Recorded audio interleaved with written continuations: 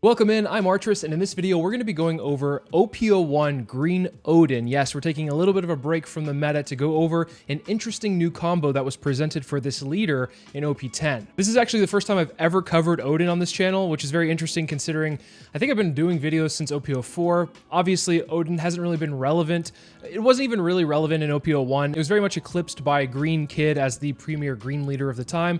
However, there is a new set of support in OP10, which I just mentioned, that actually makes it somewhat interesting to play. Not necessarily a great pick overall. So if OP10 is not really your meta and you're just looking for something a little bit more fun, this deck actually might be it for you. But before we go over the deck list, the leader, and everything in between, if you're new to the channel, please make sure to drop a sub and hit the like button if you enjoy the video. It helps out the channel so much. I cannot thank you guys enough for the support. Thank you, thank you, thank you. Additionally, if you'd like to talk about the One Piece card game outside of the YouTube comments, please make sure to join the Discord. The link for that is in the description below. So starting off with the leader ability, because I've never covered this leader before, maybe some people aren't familiar with this leader, maybe they started after the game started itself. Oden is a 5-life green leader that says activate main. Once per turn, you may trash one Wano country type card from your hand, set up to 2 of your Dawn cards as active. So the reason this leader wasn't really ever played is because the Wano support for this leader wasn't necessarily great, and on top of that, having to pitch a card from your hand in order to restand 2 Dawn didn't really seem like a great deal. However, there are some cards now, which we'll go over. I've been hinting at them. We'll go over them in a second, that actually play really well into this leader ability. Starting off, we are running 2 Inuyarashi or 2 Dogstorm. There's a couple of different translation errors within the actual sim, so if you see one, it might be the other, just so you're aware. But this is a 3-cost, 4,000 power body. It says Dawn ×2 when attacking, set up to 1 of your Dawn cards as active. It's Land of Wano and Akazaya 9. You'll see Akazaya 9 and also Red Scabbards. Those are basically the same thing. One of them is a translation error. The Akazaya 9 is the one that you should probably be going off of, because I think that's actually within the printed cards in English. This card is mostly an option for a combo piece, which we'll get to shortly.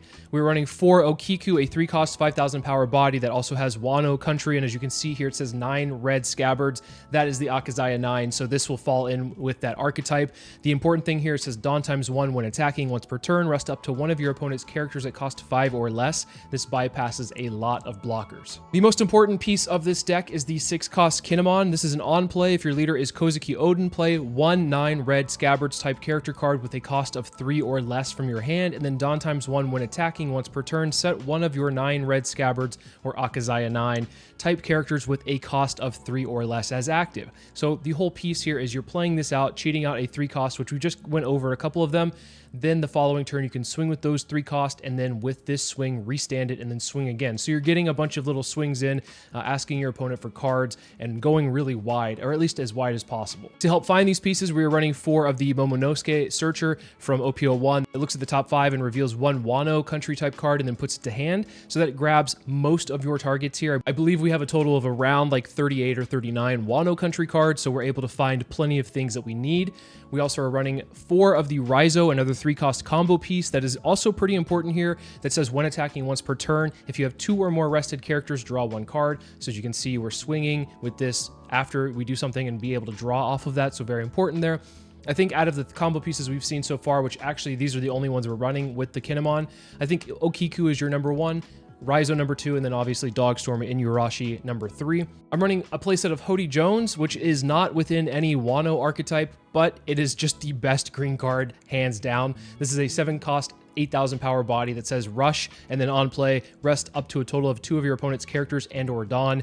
Then put the top of your life cards into your hand. So oftentimes an opponent might starve you. This will help unstarve you. This will also rest Dawn, which is important against some matchups where they're using counter events, and then also just bypasses any blocker in the game, and has rush. So it has a little bit of everything, and what you're doing with this character more specifically is you are using your early to mid stage of the game to go really wide with the Kinemons and spam the board with a bunch of lower cost characters that get a lot of chip swings in. And then once you get your opponent down to like 1, maybe 2 life, 2's kind of like pushing it though, you can play the Hody Jones and try to go for game at that point.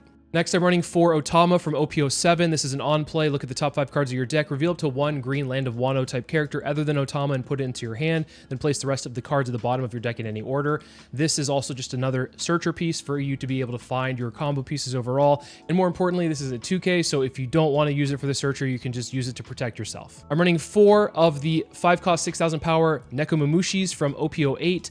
This card, I think, was mostly meant for Carrot, as it is a Minx and Akazaya 9 type, but it does have that Akazaya Akazaya 9 type, so you can search it out in a second. We'll get to that.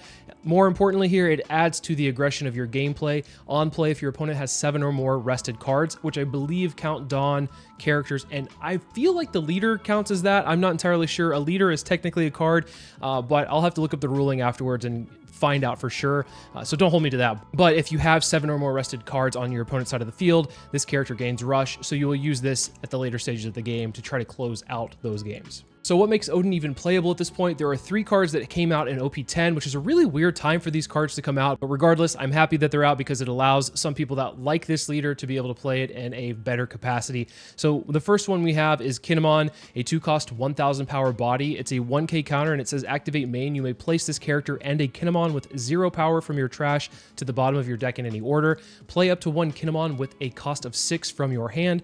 So the other part of this is the 2k Kinemon, which is a 2-cost 0 power body that says you may place this character and a Kinemon with 1000 power, this one, from your trash to the bottom of your deck in any order. Play up to 1 Kinemon with a cost of 6 from your hand. So as you can see, we're able to play out a 6-cost Kinemon very early, because if you have these 2 pieces and you trash them, you can bring out this Kinemon along with a 3-cost body, preferably Okiku, of course, but any of the 3-cost bodies we've shown so far. What's great about these is that you can use them naturally for counter, so it's already going to be in your trash. The Kinemons both have Wano Country and Akazaya 9 as their subtypes, so you're able to search them out with the Momo and the Otama. The other piece that we got in OP10 is a Momo Searcher that searches more specifically for the Akazaya 9, so it's an activate main. You may rest 2 of your Dons and place this character into your trash, look at the top 5 cards of your deck, reveal up to 2 Akazaya 9 type cards and put them into your hand, then the bottom of them in any order. So this will allow you to find most of these pieces. It can find these, of course. It'll be able to find the Nekomamushis, Okikus, Kinemons. I believe that there's a total of like 26 targets for them to find, for this specific Momo to find. So that's very nice. Of course, it doesn't find Wano Country, so that could be sometimes a whiff every now and then, but oftentimes you're not going to whiff with this card. The great thing about this card is that it actually pairs very well with another card, which we'll go ahead and skip over 2K. We're running 4 of the You Can Be My Samurai 1-cost event from OP01. You can play the Momo down and an Otama down, then use the You Can Be My Samurai to rest both of these characters, and then draw 2, and then also use the Momo effect, so you can fill your hand up really fast, which is very important in this deck because you are dropping cards constantly to either play out these combo pieces to then bring out these combo pieces from hand. You can use your leader ability to restand Dawn, so you're pitching cards. So at times you're going to be very starved, and so cards like You Can Be My Samurai will help you unstarve yourself. Like I said, Hody Jones is a great way to do that as well, but You Can Be My Samurai is searchable off of the Momo and the Otama, and then from there you can use it to rest some of the smaller characters. Shoot, you can even play out these Kinemons and then rest them with the You Can Be My Samurai to get the effect going. So that's very nice to have. And then lastly, we're running 4 of the 3-cost Tashigi from OP10. This just allows you to protect all of your green characters. If any of your green characters were to be removed from the field by any effects, once per turn you can rest this Tashigi, and that effect will be negated for that turn. So that is very important.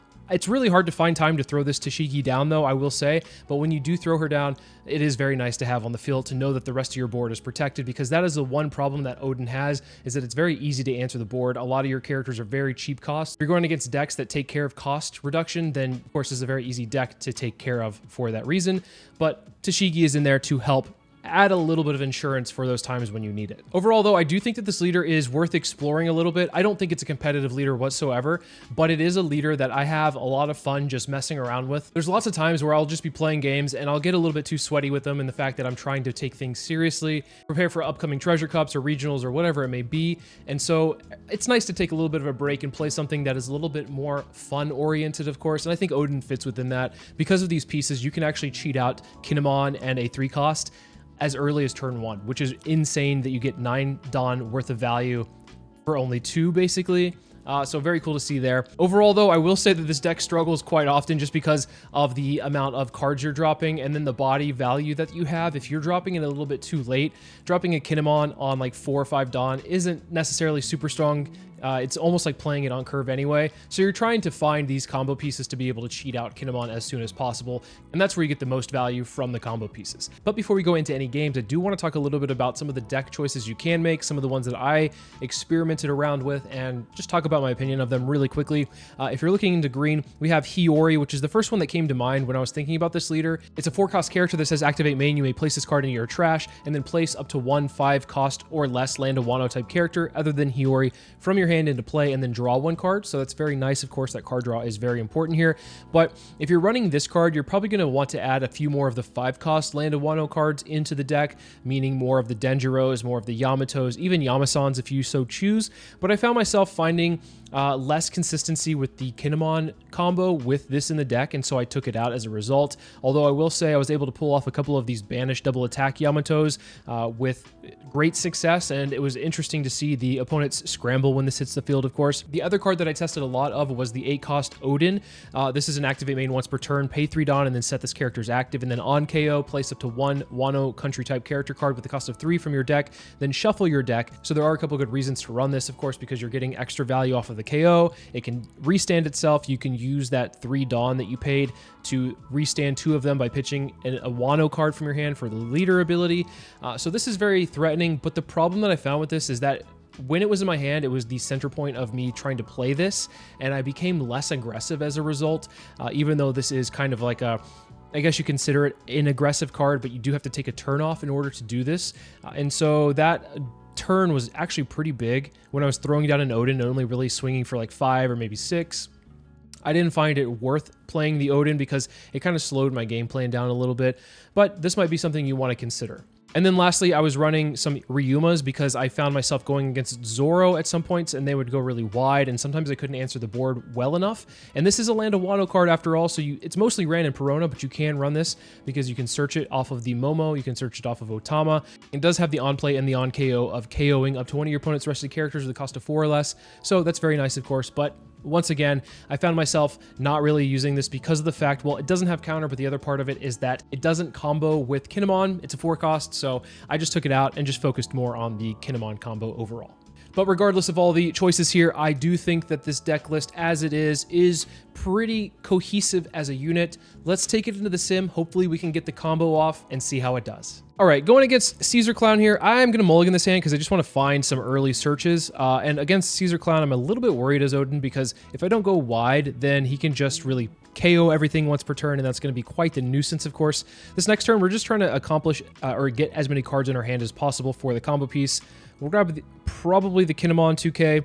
We'll go and play the You Can Be My Samurai, rest both of the Otamas, draw another 2. Here I could swing 6. And then maybe restand. No, I don't even think it's worth playing anything else out. We'll go ahead and just lose this Otama, and I'm going to assume that we're going to lose the other Otama. Honestly, that's not really a concern. We usually will take life for the first couple of life pretty easily because we need as many resources as possible. As you can see, our hand is looking pretty good. We are against a blue deck, so we have to keep in mind that they could have pudding, but I don't think Caesar runs it too often. We're using the Momo just to find a combo piece here, and I'm thinking about putting the Tashigi down. It's definitely a great card to prevent any of the KOing from happening. Might be worth it, but you could also just go really wide with other stuff as well. So maybe the Raizo, then use our leader ability to pitch one of the Kinemons, play out the other Kinemon, trash both of them, and then play out the Kinemon into the Okiku. As you can see, our hand is down to 4 after being so big for a turn, but we will make it back a little bit if the Raizo is able to survive here. I think for them, the biggest threat is actually honestly, Kinemon being the focal point of this combo probably should be the big threat for them, but I would imagine that they're probably going to try to get rid of the Okiku because of the fact it rests characters if they do decide to play anything. The Virgo into the Momo, we'll just let it go. 2 into 1 is fine, but I think after that, if they decide to get rid of a body, we have to be at least aware of how we should counter out if we need to even counter out to begin with. All right, they play down the Monet, and then they are going to use the Monet ability to, minus the Okiku. I figured as much. They're going to get rid of this Okiku, meaning they might have a character that is a blocker that they'd want to keep up. Yep, makes exact sense there. Yeah, they'll bounce the Monet back, KO the Okiku. And I think it's more of an incentive this turn to actually play out the Tashigi if that's the case, just so that the only target they can get rid of is the Tashigi. Let's go ahead and swing 7 first with the Raizo. And you might be asking, why am I swinging 7 with the Raizo first? We can restand it, and when we restand it, it will draw a card on the second turn. And it's only a once per turn ability anyway, so it's fine if we don't get it on one of them because we wouldn't anyway. So we'll swing 7 here. We're going to just try to push them down to a low life total, or at least as low as possible. A bunch of 7s is always hard for decks to answer. So we are able to draw a 1K Rusher, which is nice. And here I'm going to go ahead and play out the Tashigi, and then I think I can probably safely pitch a card from hand. Yeah, I think I can probably safely pitch maybe the You Can Be My Samurai because it's counterless. And then we'll swing one more 7 with the lead here. We'll see what they do. They just block. Okay, so they might be bricked up a little bit if that's the case, which is very good for us to see. If we get a Hody Jones, then I think we're in a really good spot. Regardless, I think we're still in a good spot because of the fact that we have the Tashigi on the field here. Okay, so they minus 1,000 to the Kinemon, swing 7 to 5, and they should pop the Tashigi, which they do. Here, we easily protect this. We'll give them a Tashigi and a Raizo. You could argue to pitch the Kinemon. Oh, so they have a Jozu to get it off the field. That's unfortunate, but we do have a Hody Jones. Very nice to see here. I think we can actually play out the Nekomamushi instead, and then use that as a rush unit to really pressure them. So we can swing 7, or I guess 6 might be better because they struggled with all the 7s last turn. So let's see. Okay, they're giving us 1Ks. That's very telling. Here, we can actually just go ahead and probably pitch out the Kinemon because they know we have it. We can swing 7 with the Raizo, draw a card off of that. Love to see a 2K there. And then we can swing 8 and then force some cards out of hand. They didn't even have it. Okay, so we didn't even need to get to the Hody Jones part, but if they were to play down blockers, then we were in a good spot. GG to the opponent. I am surprised that we were able to at least keep a couple of these characters on board. All right, going against Lim, we have to be as aggressive with this leader as possible. Unfortunately, they do go first, but we have a lot of our combo pieces ready to go. We just need to find one more Kinemon body piece, and there he is. We can actually get a turn 1 Kinemon into Okiku. Let's trash one of these Kinemon body pieces. Doesn't matter which one. We'll restand Dawn, play out another Kinemon, use the ability to cheat out a Kinemon 6 cost and an Okiku all on turn 1. So basically we were able to get a lot of value for very cheap. If you look at it, we got about 12 Dawn worth of value on turn 1. Insane. We are down to 2 cards in hand, which sucks, but we're going to be hit for this next turn, and we can apply a lot of pressure against them as well. We'll take the 5. They'll cheat out a body here. It's nice to see the opponent recognizes the combo as well. Of course, seeing the nice... Here, they don't swing with the Lim because I don't think they want the Lim to be swung into with the Otama, which is totally understandable. But we're going to swing with the Okiku and rest the Enel, and we're going to pressure this Enel because they are low in hand size, of course. So we can swing 8 into the Enel, restand the Okiku. And if it goes down, then we can swing again at life, or we can swing at the Enel if it doesn't go down. We'll swing 6, ask for a 2K, and then we'll swing another 6, asking for a 2K here. We are applying a lot of pressure. I don't know if the opponent is just taking these because they're bricked up or are just amazed at how fast this combo came out. We also have the Nekomamushi going into this next turn, assuming that they rest the Dawn, so they do.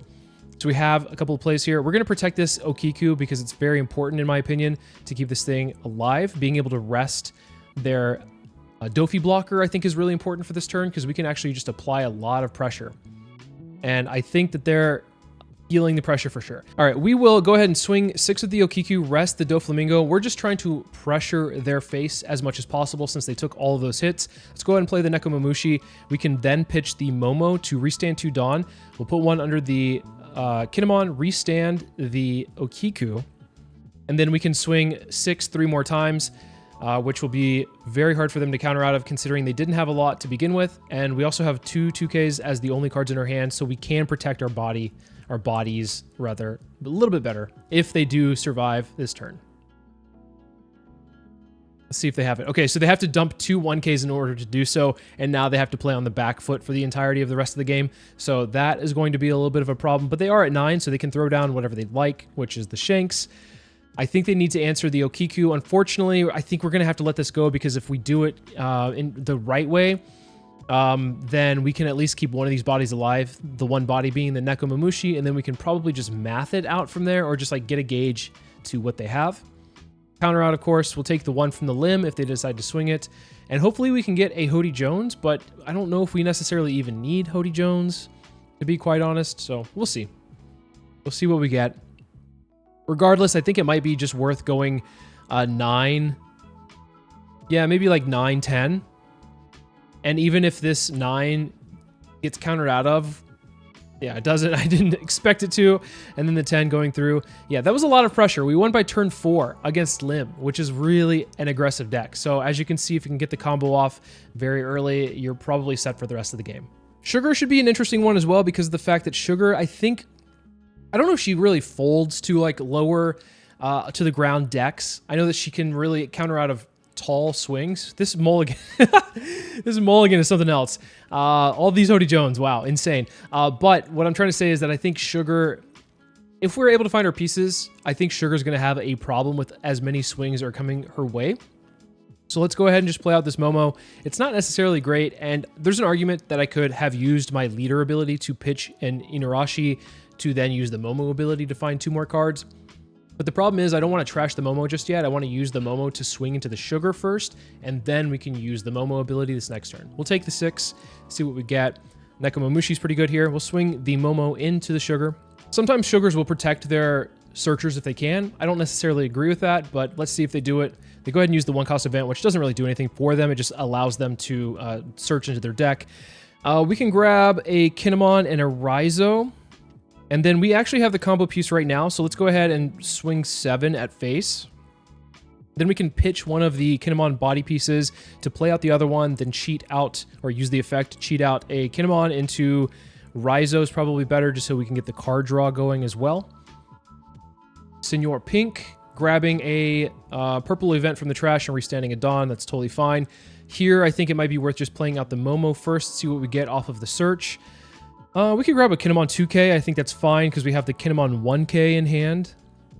Some of these other pieces are fine as well. And that allows us to swing with our Raizo and get a card draw immediately so that we can plan the rest of the turn. 5 into lead. That's a free, like, it's really easy for them to counter out of this, of course. We'll see what they do. It looks like they might have a, I was going to say, Hell's Judgment based off of the minusing of Dawn. That's kind of annoying. We could stop swinging here, but I think it's also probably fine to restand Dawn. And then swing at lead. I don't know if I need to swing 6 here because that means I can't swing with lead as well. Oh, and we get a Hell's Judgment out of life. This is really annoying because that means we have to set 1 Dawn back. We'll leave our Raizo standing so that we can keep our draw going. And then hopefully we can find another 6-cost Kinemon in a second here.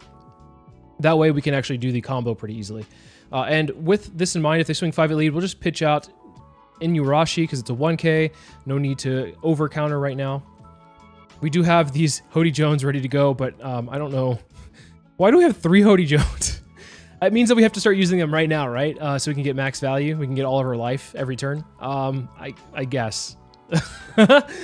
I'm tempted. Anytime I see Hody Jones in my hand, I'm like tempted to go for it, even though it's like super early to do this. I think we just play it a little bit safer. We'll go ahead and draw. We'll get the Momo out of it. See if we can get... Okay, we do get a Kinemon. We only get a Kinemon, though, and we don't have anything to cheat out with it, which is kind of awkward. That's fine. If I do it right, maybe I'll swing Raizo first. I think we'll swing Raizo just to get the card draw, see if we get a 3-cost. It's not the 3-cost we want. We don't need... Well, I mean, Tashigi 2K counter is fine, but we can't cheat it out with the other Kinemon here. Okay, so they use a Beam Sword on this attack just to prevent the Kinemon from swinging and restanding the Raizo. Kind of a nuisance, of course, but it's okay, I suppose. We'll swing...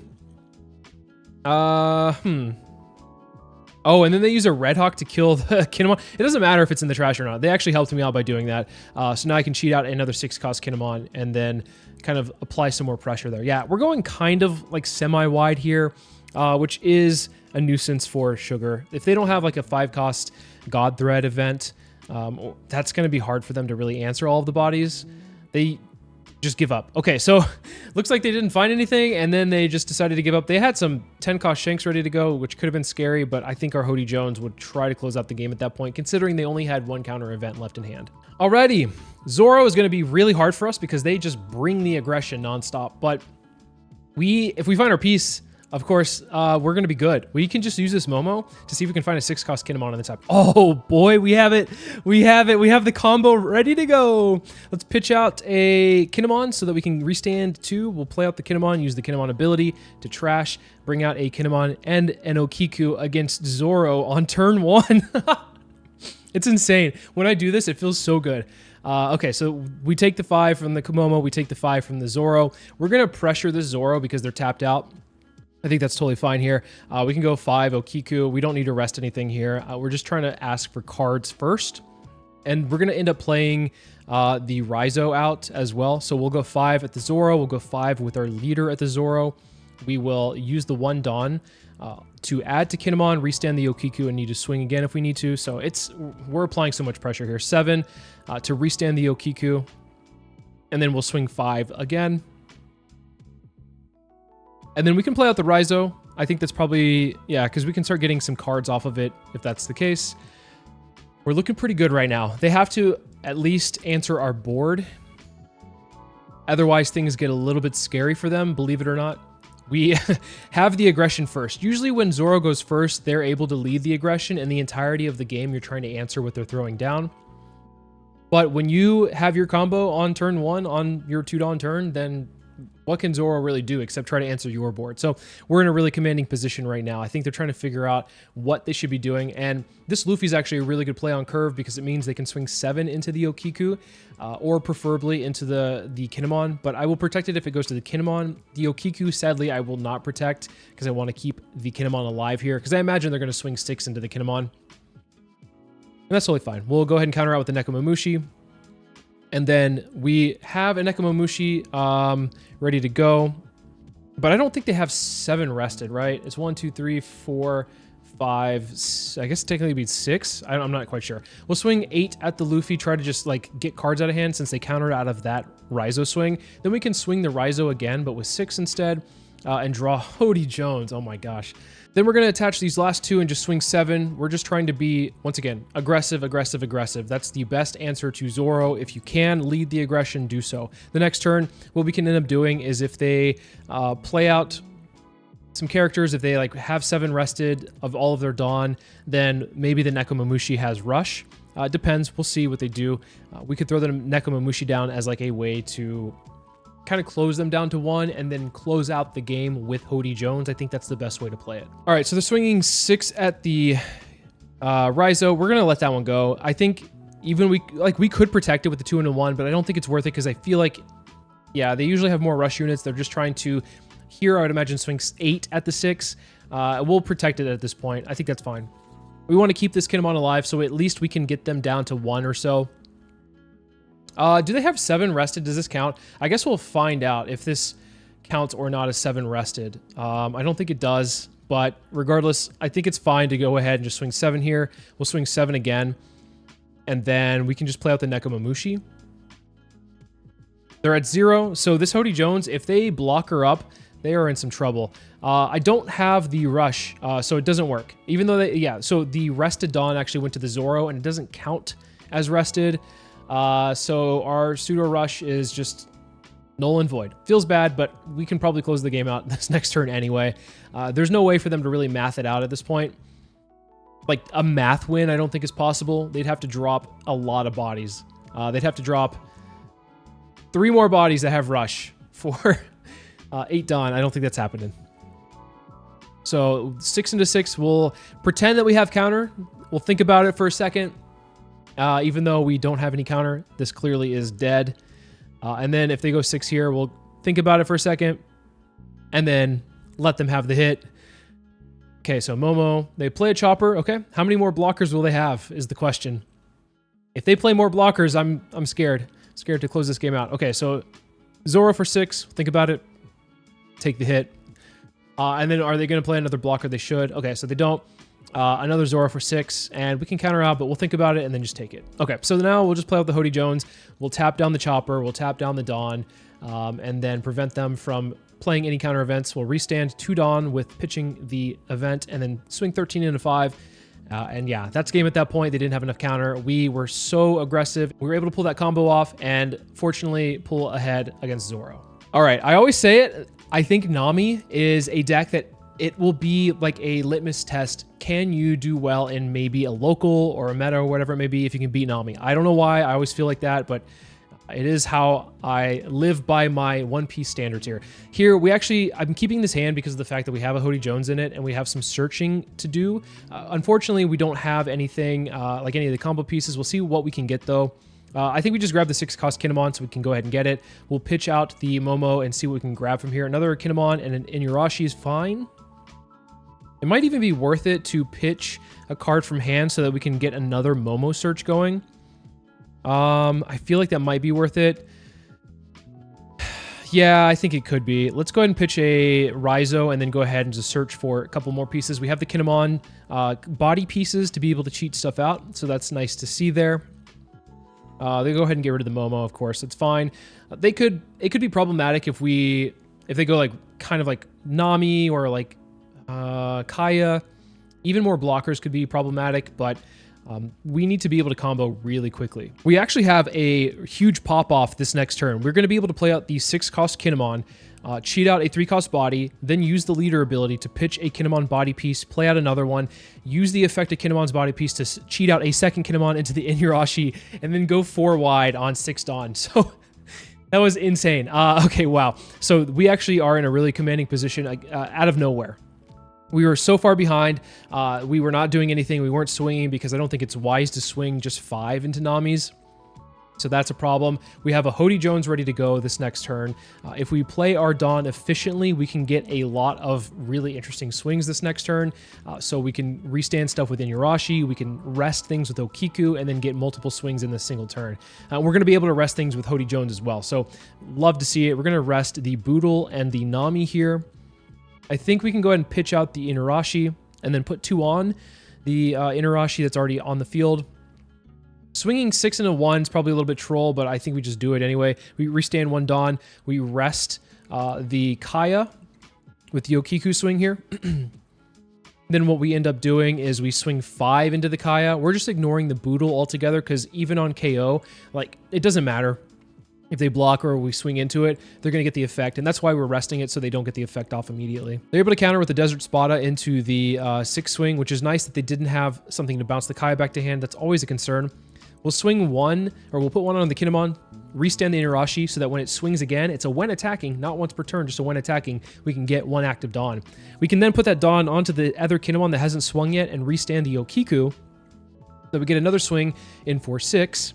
And they're tapped out at this point, so they're probably going to have to like take all of these hits unless they have 2Ks in hand, which typically they don't have too many, especially when they play the Opus so early. So they take the 7, they take the 6, they take the 8. They're down to 2 life, and I'm assuming they probably have like a little bit less than 30 cards in their deck left. Yeah, it's very smart for them to go as wide with blockers as possible because of the fact that Okiku's on the field here. We'll at least rest one of these blockers. I think we just ignore the Nami, and I'm going to let this go. I think it's fine to let this go because I want to have some Dawn on the field. We'll go ahead and play the Nekomamushi. Yeah, I think we play out the Searcher first. Let's see what we get. What we need to do is they have 6 rested Dawn, so we can't play out the Nekomamushi and get rushed. We need to bait them into using an event. And it's not really baiting them. They're going to be using it anyway. Once they use an event, it's a rested Dawn. So then that way we can actually play out the Nekomamushi and they will have 7 rested Dawn because right now they have 6. Well, I guess they have 7 characters. Right now we have where Inuyasha is able to swing. Is what I'm trying to say here. We have it. I was just trying to like get them to use a counter event so that they had rested Dawn. Doesn't matter though. So here they just take the 7. Very interesting. I guess they're wanting to hold on to their blocker. They will counter out with a 7, and they're running low on card. Oh, they just take it. Okay. Interesting. I think we just play out the Nekomamushi. It is a trigger. Unlucky. Over the Momo. We'll swing 6. I think we can use our leader ability. We haven't used it yet. Have we? I've been doing so many of these combo pieces, I can't quite remember. We'll swing 6 again to 5. Okay, we have used it. And it's smart that I did this, so now we're tapped out, so they can't use the White Snake and go up by 1,000. We'll just have to get this 2K out of hand that they bounce back. And then we'll swing 8 into 5. And they let it through. They could have blocked it, but I don't think it mattered, to be quite honest. Let's look at the top of the deck here. They would have been able to play a Marguerite. They could have swung with the Nami and got something first, so maybe they would have gotten a peel off, a Love Beam. They could have played a couple of blockers, but yeah, we had so many swings coming through. I don't think that they would have been able to survive. All right, we're going to take second against Shanks. I didn't see the combo there, and unfortunately with the mulligan, we don't get it. The reason I take second is because I want to see if I can at least cheat out Kinemon Okiku on turn 1. It's always nice and it's a huge high roll, but we'll search out for the Kinemon body piece, replacing the Otama 2K with another 2K, which is nice because if they swing here, if they swing 8, of course, we're probably just going to take it. If they swing 6 or 5, we can just toss the Kinemon and then have the Kinemon in trash, which is very nice, of course. We could also just take it, but I think just pitching it early is fine.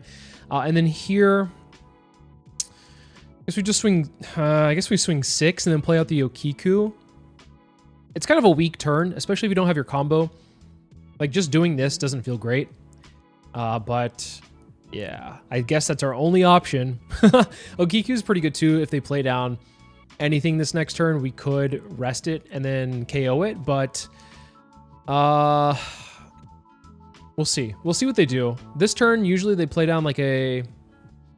What are they playing nowadays? Yasop, Marco, even Luffy. I mean, they might be running Luffy, considering they have the Sanji 2K. They just have a Sanji 3 cost. Okay, that's interesting. They're going to swing 7-7, and I think we just take both of these hits. I think that's actually our best bet here. We'll take that one. If they swing 7, we'll take it again. Even if they swing 6, we have to take it, because we're not giving them 2 1Ks, that's for sure. Okay, so they do swing 6, leaving 1 open. I'm not sure why. This is kind of early for them to counter out with an event. I don't think that's the best use of their time. Let's use this Momo to... I guess we'll grab another Momo. Didn't have any targets there. Very interesting. Okay. We can use this to grab... we could grab the 6 cost. We could also grab this Momo. We could also grab Kinemo. We'll grab anything. I think the Momo's fine here because what we'll end up doing is... using that in a second to pitch. We can use that. We can also use the Nekomamushi actually instead, and then we can search for more combo pieces next. Okay, so they take the 6 and a 3. Here, we're going to just get rid of this Sanji if we can. I don't want it on the field, and I don't really care if they draw a card off of it. Yeah, I'm just trying to map out my... They're using their leader ability. They're protecting the Sanji. I'm shocked. Let's pitch out to this Nekomamushi. Actually, we can't. We're going to have to pitch out the Inuarashi instead. Let's talk about that in a second. Let's do the combo really fast and then pass the turn. So when you're using your leader ability, you have to pitch a Land of Wano. So unfortunately, Nekomamushi, because he's not Land of Wano on his text, you cannot pitch Nekomamushi. Unfortunate, but it is what it is. That's why we'd have to pitch the Inuarashi instead. This turn, I am shocked that they actually survived, or that Sanji actually is living right now. Typically, I will always just let that go through because I want the Sanji draw. I don't feel like dumping cards from my hand to protect something that will give me a +1. It doesn't make sense. If they lose the game, it might be because of that play. Also, they might be countering out because they don't have any other threats. Sometimes that's just the case. Okay, so they go Divine Departure to answer the Kinemon, I assume. And here they might swing into the Momo. I'm not entirely sure. Momo's kind of like, since there's 2 of them, I'm going to be getting searches off anyway. Let's go ahead and just counter out of this one because we might just play Hody Jones this turn. And if we do, I want to have be at like 2 life instead. Go and use these Momo searches while we still can. Let's swing 4 into 3. This is kind of going to be... I mean, they protected it last turn. Are they going to protect it again? I highly doubt that. They... They love the Sanji. Okay, well, we will try to get rid of it in a second. We're going to use the Momo search to get a Inuarashi and a Raizo. We'll swing 5 into 3. I think we can get another Momo search off, actually. Just be really greedy with it. If they want to give us more cards for the Sanji, be my guest. They can use their leader ability in a 2K if they have it. If they do, that definitely signals that this is like their only threat right now. Yeah, wow, this is insane. What is this guy doing? Okay, so we'll play out the Raizo instead. We'll get another body on the field. We'll pitch out one of the Kinemon bodies, and then we'll use the combo to bring out the Kinemon, and then play an Inuarashi over one of the Momos, and then pass the turn. Here, I think that... I mean, their best play could be like a Rayleigh, could be a Beckman as a second best play to answer the Kinemon on the field. If this Kinemon dies in some way, it's going to be quite annoying. Building Snake into Dragon. Okay, so they definitely did not have anything to play early, which is why they were protecting their Sanji. Makes a lot of sense here. They go 9 to face, they go 6 to face. I don't have any 2Ks, so this is kind of awkward. I think we pitched the Nekomamushi and Raizo. And if they go 7 to face, we just take it. I don't think we can play our Hody Jones quite yet. But we can clear the board at least. Because they were countering out so aggressively early, we'll go into the Dragon first so that we know it's guaranteed to go down. Then we'll swing... Actually, we use our Momo first so we can rest it. Grab the Kinemon 2K. And then we'll swing Raizo. And get a card draw off of it. Go 4 into 3, drawing another Raizo. Nice to see there. Then here, what we can end up doing is put 2 on the Inuarashi. I keep saying Inuarashi. And then swing 6 into lead. Restanding Adon. We'll put 2 more on to the Raizo here. swing 6 into lead, draw a card off of that one, then swing 7 into lead, and then restand the Inuarashi. They use leader ability 2k, another 6 into lead here. This is really annoying for them. They shouldn't have countered out as aggressively as they did, in my opinion. I think that's what probably cost them the game. Sometimes, though, if you don't have many threats in your hand and all you have is 2Ks, I've been there with Shanks, trust me. We have like 14 to 16 2Ks in the deck. There's been games where I have just drawn nothing but 2Ks. If you have that, then you got to use them, unfortunately. Here, our opponent kind of had bricked up for the first couple turns of the game. The dragon was just not good enough when it came down. Of course, they were at 0 in hand, so that's kind of also a telltale sign that you should just swing at board at that point. But if they play a 10 drop here, then so be it. I think we're still in a good position to win this game. Okay, Rayleigh comes down, gets rid of the Kinemon. That's very annoying, of course. I want to keep this Raizo alive if possible. Even if they swing into it, it might be worth just dumping some cards so that I can draw more cards off of it. But I think we'll see. We'll see what they do. Oh, 3 into 2. Okay. We'll just give them a 2K here. We'll give them a 2K. We'll keep this thing alive. And if they decide to swing 6 into it, so be it. We let it go. Okay, so they just go 6 face.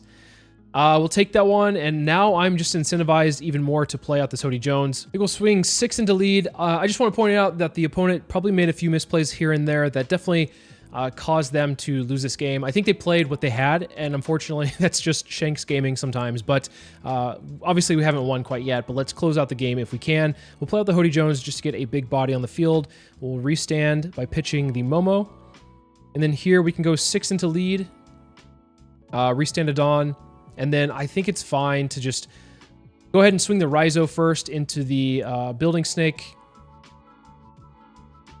Yeah, they use their leader ability. I mean, at this point, it's just, we win it. Because, like, they have 3 cards in hand, we'll swing 11. I was just doing it to get the card draw. It didn't even matter. They didn't have the counter in hand. But, yeah, unfortunately, sometimes Shanks just kind of bricks. I think that we got lucky there. Normally, this matchup is really tough. I am thoroughly shocked that this actually worked in some capacities. We were able to beat some of the meta decks. Of course, we played a few decks that were out of meta, but Oden's out of meta, so it's fine. It is what it is. We got to show off the strengths of the deck overall, which I'm super happy about. When I make these videos, I usually want to be able to show off what the deck can do. And sometimes I do, and sometimes I don't. And here, I think I was able to at least a couple of times. Being able to show off the Kinemon combo is just, when you get it down on turn 1, nothing beats it. It's so good. It's just so good. But yeah, this deck would absolutely crumble against most decks in a long form tournament, I believe. But that shouldn't stop you from having fun with it. Regardless, let me know what you think about Kinemon. Are there any changes you would make to the deck? Let me know in the comments below. As always, thank you so much for watching, and I'll see you in the next video.